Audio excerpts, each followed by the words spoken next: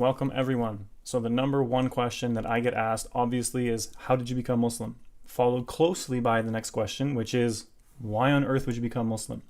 So that's kind of the purpose of this video today. I will be sharing my journey to Islam, and stay tuned to the end of the video if you want to learn what my biggest takeaway is after 11 years of following the Islamic tradition.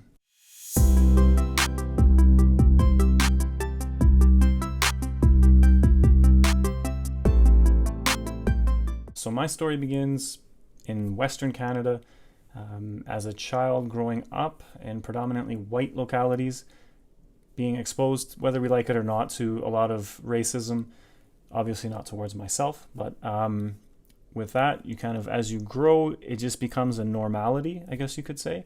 And it wasn't that my family is so racist or anything like that, but just the society in and of itself, that we grew up, where we grew up was a lot of indigenous people or natives. And you always kind of have that split, right? It was like the natives, and then you have like the white people, and there wasn't a lot of like even like friends between each other. So myself, actually, I had a lot of native friends, and so it kind of gave me a bit more culture for sure than most people, because I was kind of outside the box or unconventional, if you will. So kind of growing up with that kind of almost systemic racism, that it's expected that, you know, we're just better than other people because of the color of our skin. And then I had no faith growing up, none whatsoever. There was no inclination towards any religion in my house whatsoever. We obviously celebrated Christmas and Easter, nothing to do with religion, but just because of the fact that we live in Canada and that's the culture of the land. But yeah, no religion whatsoever. So fast forward, when I accepted Islam, it's like going from 0 to 100 in 2 seconds. Like, it was a big deal. Growing up, I had a lot of freedom to kind of do what I wanted within the kind of the boundaries. My father always told me, don't lie, don't cheat, and don't steal. And if you can live by those three things, you'll be doing okay. So my whole life, I've always tried to abide by that. And with that freedom in high school, right? So with that freedom, it exposes you a lot. It exposes you to the alcoholism. It exposes you to the drug addiction. It exposes you to the broken homes.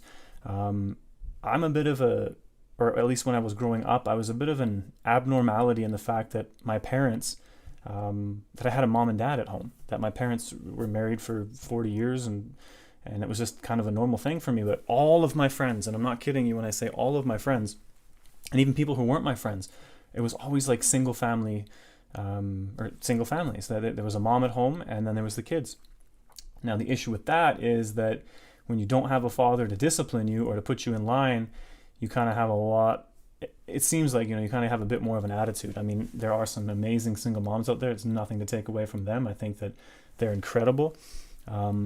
I think that they do a lot more than they should have to do. So that men, that's a kind of a call out to you guys. Step up and be your baby's daddy like you should be. So I learned, you know, from my parents, I learned a lot. I learned a lot about how to treat people. So when you kind of fast forward and I'm in high school, and I'm in that just after high school, you see a lot. You see a lot in the Western world, right? You know, when you have friends who are addicted to drugs, it's tough, man. It's tough. And then later I go in life, it's like I look back and I'm like, man, so many of my friends were addicted to drugs, died from drugs, went to jail because of drugs. And I get, you know, you can say, well, it's the circle you hang out with. Well, you know what? It's the circle I hung out with. So it's what I saw. It was the reality of my life. Alcohol, partying, and everything that goes along with that. So, I mean, alcohol, right? Like, everybody's, like they say, working for the weekend. And that's how it was. It was this, and everybody, you know, all the non-Muslims that are watching this will know exactly what I'm talking about. Everybody's just dreading the work week, right? Monday's the worst day of the week, and Friday is by far the best, because when you hit that 5:30, it's time to party. And so because of alcohol, right, what happens? Well, I've seen and been involved in, you know, so many fights with friends, even good friends, best friends. You see what they call illegitimate children, right? So a girl goes out, she gets drunk, and then inhibition is gone and ends up getting pregnant. And So the town, I give just a brief side note here. The town that I grew up in, I think was about 3,000 people. And at my height as kind of a wild, crazy teenager, which I wasn't that bad, but it was the number one town in Canada for teen pregnancy rates. So what does that tell you? Not a very good statistic to be proud of, I'll tell you that much. So when you see all these things, right, you see like, well, what is the solution to this stuff? And it never really dawned on my mind that I needed a solution. I kind of just went about it, that circle of friends that I had. And because the town was so small where I lived, that each little kind of group of friends growing up through school, after school, everybody kind of just meshes together. So you have like, I would be hanging out with people that my sister graduated with, I think 6 years after me, right? So it's a very small town, but kind of close. Everybody understands everybody else and knows everybody else. So I mean, there's quite a few different things that have happened in my life, right? And one of the biggest things, a girl that I went to school with, she was raped by 5 guys, and I mean, it's a terrible story.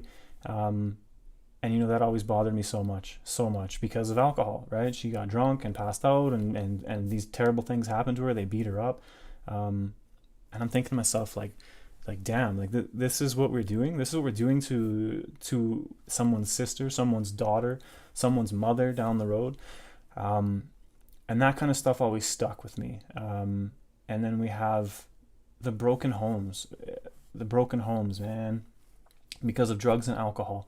And you see so many people, and they live such a miserable life. And so many people. I mean, everybody knows somebody that's affected by drugs or alcohol. And whether we say it's okay, it's not okay, or obviously there's the parallel between alcohol and drugs. Some people blend them together. There's no difference. But myself, just growing up in that. I mean, after I think a year or two of graduating, we lost 3 people from my grad class, from within a couple of grades to drugs and alcohol. One of the girls that I was supposed to graduate with, she died in a car accident a few months before graduation, because her boyfriend was driving drunk and she died. So it was a kind of a sad graduation, that you're kind of missing this person that you went to school with. And everything is magnified, right? Such a small place where I'm from. But if you go to a big city, everything is multiplied so much over. And so that's kind of how I grew up and what I grew up in. And then by chance, I moved out and I started to work at electronics place, Future Shop. Doesn't exist anymore. Best Buy, it is what Best Buy is now. And I happened to meet my wife, or would be future wife, and she was the first Muslim that I had ever met. And obviously, me being raised up in that lifestyle, and I looked at her and I was like, you know what? Wow, she's a pretty girl. So nothing came about. Like with 3 months, we worked together, never spoke a word to each other, even though like on day 1, I was like, man, she's a pretty girl. So after I got laid off because I was a seasonal, they hired me back because they liked my sales ability, and kind of we started talking. I walked into the staff room. She was the only one there, and she was watching Russell Peters on the TV. And I will tell you that was probably one of the more awkward moments in our relationship, when Russell Peters, for everybody that doesn't know Russell Peters, I can't believe that you don't, and there's probably something wrong with you. But he was making brown jokes, right? And my wife is Pakistani, and I'm the white boy, right? I'm like, I'm like, am I supposed to laugh? Can I laugh? Is it offensive? I don't want to offend her. She started laughing at the jokes. I started laughing, and it kind of broke the ice. So Russell Peters, thank you, sir.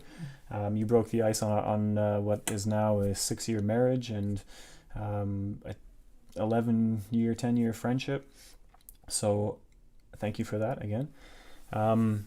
Now, once I was exposed to Islam, right, everybody's like, well, you just converted to marry her because she's just, she's a pretty girl and you just wanted to marry her, so you converted because you know that that she wouldn't marry you otherwise. And that's pretty inaccurate, especially if you know my dad. He's the kind of guy that he called me out on that. He's like what the hell? Why would you do that? being as I was raised up how I was, to not really care for religion and look at so many alternatives in life. But once I started to look into the faith, right, because she was my first interaction with Islam, and from her, I met her father, and he took me to meet a bunch of people who were, Tablighi Jamaat brothers, which are essentially like Christian missionaries. They travel around different cities, different countries even, to speak to the Muslims. They don't go to the non-Muslims, they go to the Muslims and say, hey, you know what, guys, we need to come back to our faith and practice it according to how we're supposed to. And when I met those guys, it really started to click for me. And when I went to meet the group the first time, I actually gave my shahada, which is your declaration of faith, right? So to be a Muslim is, a lot of people think maybe there's like baptisms or this sort of stuff, but it's so simple. It's a belief in the oneness of God and a belief in the Prophet Muhammad, peace be upon him. So that's the kind of core essence of what makes a person a Muslim. Everything else after that can either bring you closer to God, pull you further away from God. So they answered all the questions that I had at the time, which at that point weren't a lot. And so I decided that, you know what, from what I had understood about Islam,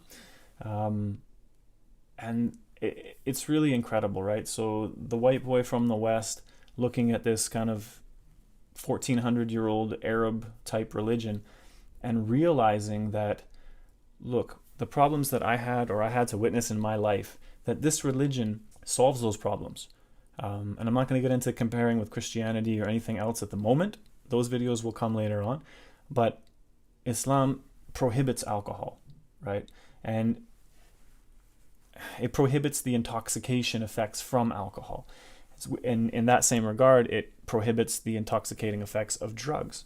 So those two things right there, right? That, okay, so had this faith been instilled in me as a child, I would have been saved from a lot of hardships and a lot of hurt feelings and a lot of just crazy times that were completely unnecessary. And not only that, right? So what's next? The broken homes and the broken families. Islam as a whole, one of the most important aspects of it is preserving the family unit. And for me, that was big, huge, because I've seen so many kids in foster care, so many kids that are just shattered because their parents are addicted to drugs or alcohol, and they begin it as a child in and out of ministry care. They grow up and then they just fall in that same path that their parents laid out, and it's heartbreaking and devastating. So Islam makes so much emphasis on preserving the family, and that's why you see, like with Islam, it talks about like punishments for adulterers. It's not meant to punish adultery. It's meant to prevent adultery. It's meant to prevent you from cheating on your wife.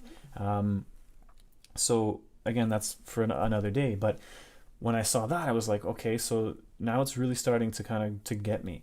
And then I look, okay, well, I know people who are addicted to gambling. I know people who are like degenerate gamblers that just have destroyed so much of their family because they can't stop themselves. Well, no, Islam prohibits gambling. So again, another win. The interest-based system of Western banking, that's a big one, especially with COVID-19 taking place while I'm filming this right now. It's huge because when we look at Islamic banking versus the Western style or Eastern European, Eastern style of banking, right? Interest. So you give me your money. Just bear with me for a second here. You're the bank, right? You come to the bank, you say, hold on to my money. Bank says, no problem. We'll give you a certain percentage amount of interest on your money if you leave it with us. They then take your money and they go invest it, and they make millions and millions and millions of dollars. So they're taking your money to make money. Okay, that's not a terrible thing. So what happens if you're broke? If you have a bank account with them and you're in the negative, what do? They charge you. The banks are making billions of dollars by charging the most poor people who don't have enough money in their bank account for a loaf of bread. Essentially, I mean, a compounding interest, you're a slave to this interest-based system that you think, I'm going to buy this thing for this much money. Well, the money that the bank is lending you is not their money. The bank takes money from all the other people and gives it to you, and then charges you a whole bunch more interest that they're going to take while they give next to nothing to the other people. So this way of enslaving people through money, through interest, is completely prohibited in Islam. Whereas the Islamic style banking is that, look, here's the money that you need. If you profit from this, then we profit from this. If there is a loss, we both take the loss. Right? Now imagine that. Imagine you buy a house in the West, and not just the West, but with the Western style banking system. If you buy a house with them, then they say, okay, here's $500,000 for the house. We're going to charge you a 3% interest rate on the money, or however much. So they're going to make a whole whack of money off of you. Not only that, it's going to be stretched out over 25 years. So we're going to be making that money for a long period of time. Now, if you decide that you want to sell the house, but it's a bad market, you need the money, you have no other option, you sell the house, you take a huge loss, guess what? The bank's not taking that loss with you. That's all you. So this ideology that the banks are there for you or to help you or to take care of you is a complete, just most ridiculous thinking a person can have, especially when you look into how the banking system came about, and it's unreal. So again, the slavery of people is prohibited through money, and it just, all of these things kind of started to come to light. I'm sorry to diverge on such a tangent, but I just kind of feel it's important to give that, at least to help you understand why I chose to become a Muslim. So it prohibits all the bad things, but it encourages you to do all the good things. And we live in such a world where people are lost. People are lost. Why do people drink? Why do people drink alcohol? Why? And that was to have a good time. Well, why do we have to drink to have a good time? Because our perception of what a good time is actually quite flawed and twisted. Now that I've been a Muslim for 11 years almost, my idea and my perception of a good time has changed completely and drastically, obviously. What do I love to do most? I love to spend time with my kids. I don't need alcohol to make that better. I love to spend time with my wife. I love to travel. I love to see the world. I love to speak about my faith. I love to, make new friends and all of those sort of things, but I don't need alcohol to make any of that better. And if anything, what I've noticed throughout my adolescence is that when you add alcohol, your true colors come out. That if you're a jerk in real life, you pour alcohol on that person, they just become a bigger jerk. If you met someone who's super happy normally, if they get drunk, they just become more super happy, right? So I don't see a need for that. I feel, if you couple that with the banking system, right? So the banking system right now, COVID-19, they're making billions in profit while people are losing their houses, they're losing their jobs, they're losing their money, they're losing everything. The banks are still making billions of dollars. I'm so happy for you. Alcohol, right? Who's making money from the alcohol? The government's making money from the alcohol. So the government is making money off the suffering and destruction of families and people. But that's cool because the government's making the money off that. Drugs in Canada, marijuana, now they're taking it away from the small little mom and pop people who are growing it to provide for their families. Now they want a piece of it and they want to take it and they want to control it. So Islam prohibits all the bad things that are going to hurt you or harm you and says take with the good and go with it. So when I became Muslim and I started to really look in depth at the Islamic faith, I find all the time, and I'm always learning and I'm always trying to study and listen to people who have vast amounts of knowledge on the topics at hand. And I'm just more blown away, honestly, every day that I was lucky enough and I was blessed enough that God chose me. I didn't choose religion, that God chose me. And, probably my best friend in the world, I was kind of at that, right? It was just before we got married, actually. And I said to him, I was like, man, I know what people are going to say. They're going to be like, oh, you just converted so you could marry this girl. And this is 5 years after I even met her or even became Muslim. And, my friend looked at me and he said, you know what, bro?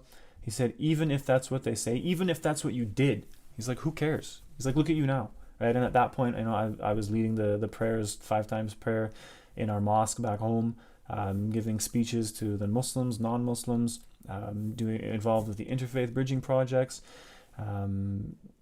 speaking up about controversial issues, trying to enlighten people. So that kind of hit me, and I was like, you know what, that's right. That even if that inclination was there, look at me now, right? I'm proud to be Muslim, and people who know me, I mean, I started a job as an aircraft maintenance engineer fresh out of school, and literally the first thing I did is I went into the lunchroom and I put my prayer mat down and I just prayed right there in front of my whole new crew and everybody that was there, because I just didn't care. So I mean, it doesn't matter. Like I pray 5 times a day. I fast on Ramadan. I do everything that I'm supposed to do as a Muslim, and I try to do more. That's kind of the condensed version. But I just wanted to share with the people who always ask me that question: how did you become Muslim? Why did you become Muslim? So there's the answer to those 2 questions.